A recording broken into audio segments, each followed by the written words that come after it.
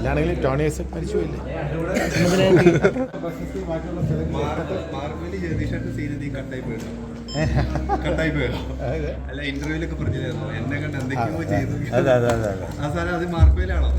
മാർക്കോൽ ഇനി പറയാം.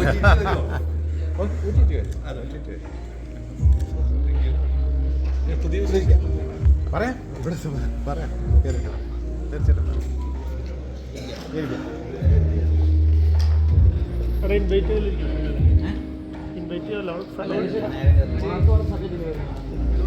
മാർക്കോയുടെ അടുത്ത ഭാഗത്തിൻ്റെ കാര്യങ്ങൾ പറഞ്ഞില്ല, അനീഫിൻ്റെ അടുത്ത് സംസാരിച്ചില്ല. ചില പാർട്ട് 2 മനസ്സിലുണ്ടെന്ന് പറഞ്ഞു.